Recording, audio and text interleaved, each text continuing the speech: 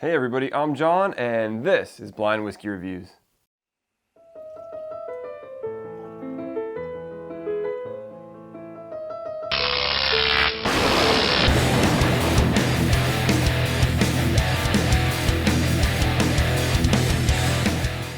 Hey everybody, and thank you so much for joining me today here on Blind Whiskey Reviews, the most honest reviews on YouTube. As always, if you're liking these videos, don't forget to hit the subscribe button down below and click the bell notification. That way you'll know every time I'm uploading a new video and every time I'm starting a new live stream.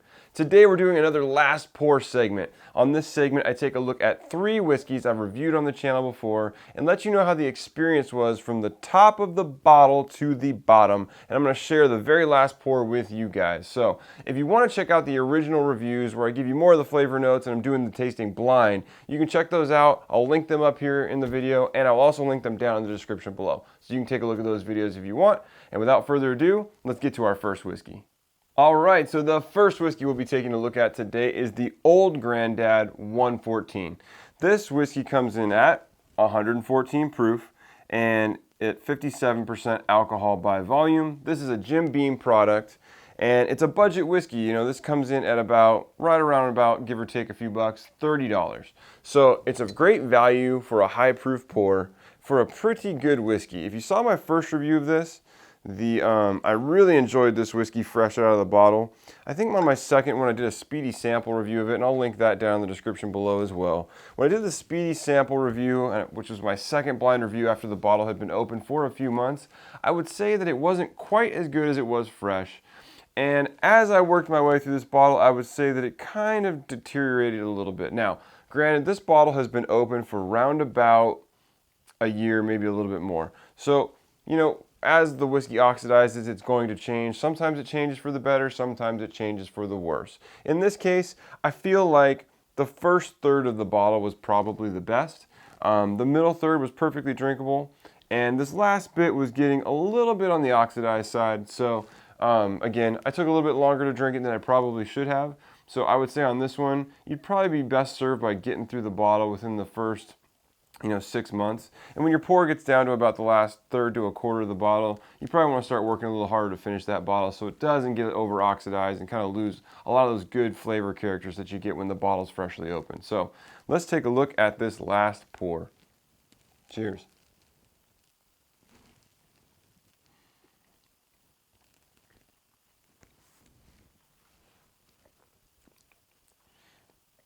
Still a perfectly good drinkable whiskey. There's nothing wrong with this.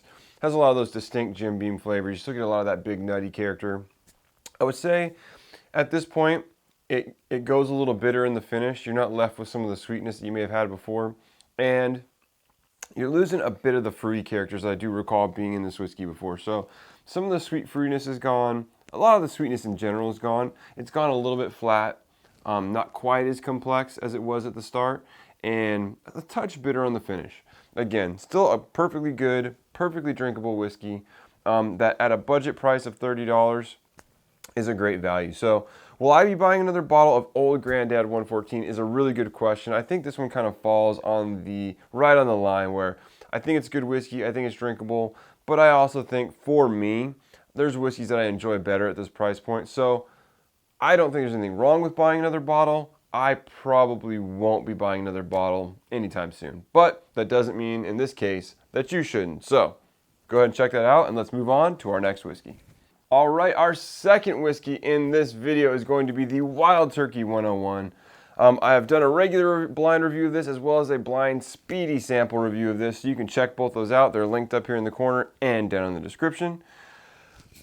This is one of my favorite budget whiskeys, I would have to say. For the price, which for me is right around $18, you can't really go wrong with the Wild Turkey. The profile is great, the proof is great, and you get a ton of flavor packed in for such a great priced pour most people can get this for about $20 or less.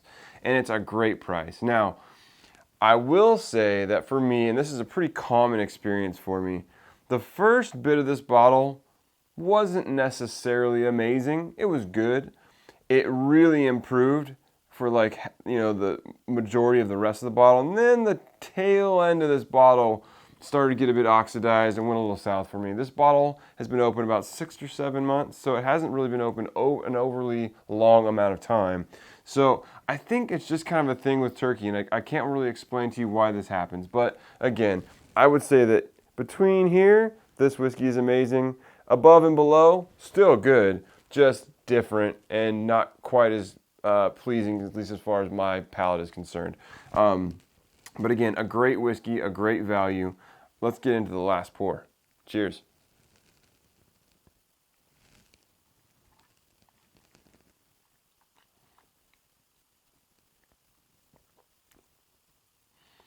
Still got that nice turkey spice. If you like a nice spicy bourbon, Wild Turkey does a great job of it. They're a higher rye recipe in their standard bourbon, and it's fantastic. It's just good stuff. Now, like I said, this pour is a little bit flatter than the majority of this bottle was. So I would rate it a little bit lower than what I would have had you caught me, mid-bottle. But I still think it's great whiskey, well worth the price. And if you can find the batches out there that have the older whiskey in them, I don't remember them off the top of my head. You can search online and find them. There were several batches released in this year, and I believe maybe the tail end of last, that have 10-year-old whiskey in them, and they are phenomenal. They're much closer in flavor profile to like a rare breed, and they're still the same price as every other bottle of Wild Turkey 101. So it's just a fantastic whiskey. This bottle was not one of those, but I do have some of them, and they are great. So I love this whiskey, and I will definitely be buying another bottle of Wild Turkey 101. So let's jump to our final whiskey. All right, we are on to our final whiskey, which is the Weller Special Reserve, bottled at 45% alcohol, 90 proof. Now, for my channel and for me, this is a very special whiskey. This is one of the first whiskeys, I don't think it was the first, but it was one of the first whiskeys on my channel that went over the 1,000 view mark. And it is now, and has been for quite a while, the most viewed video on my channel. For me, this has over 8,000 views on the channel. It's a very popular video. I think there's just so much hype built up around Weller products, and this is no exception. And being that this is the bottom of the Weller line, I find it funny that it's getting more attention than I've reviewed the entire Weller line, with the exception of William LaRue Weller, which is in the Buffalo Trace Antique Collection. And out of the Weller Antique, Weller 12, and Weller Special Reserve, this one is by far, and still to this day, gets the most traffic. So this is a whiskey that people want to know about, and I can tell you, one thing I will tell you about this particular bottle is this is not the bottle I reviewed on my channel. I finished that bottle pretty quickly after I reviewed it, and well before I started doing speedy sample reviews, and well before I started doing these last pour reviews. So I wasn't able to include that in this segment. I bought this bottle a few weeks ago, and I brought it to a party, and it quickly went. Didn't last very long. And I really think that that's where this whiskey shines. Is it the most flavorful, amazing whiskey out there? No, but it is amazingly drinkable, very smooth, very sweet, and very approachable. This would definitely hit my list of great whiskeys for beginners, just because the flavor profile is just so approachable. The only reason I would have a really hard time putting it on a list like that is because it is so difficult to get your hands on. So it would definitely make it, I'm going to do one of those videos one of these days, and this will definitely make it into a honorable mention probably, because I can't recommend something that you can't get your hands on. But this is a fantastic budget pour if you can get it at its retail price. I paid $17.99 for this bottle. I would pay $17.99 for this bottle all day long, because I think it's a really solid budget whiskey. But let's quit talking about that, and let's get into the last pour.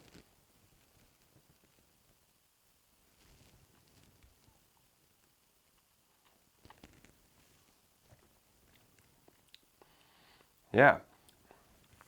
Like I said, this is a pretty freshly opened bottle. It's been open maybe 2 or 3 weeks. The flavors are still popping, still sharp, still bright. Got some of those light, bright fruits. A nice sweet profile. You don't finish with much oaky or wood character. There's a touch of vanilla in there, but just not overly complex. Nothing incredibly special. Just a very easy drinking whiskey. If you want a whiskey that you don't have to think about and just tastes good, this is a great one for that. So for me, will I be buying another bottle?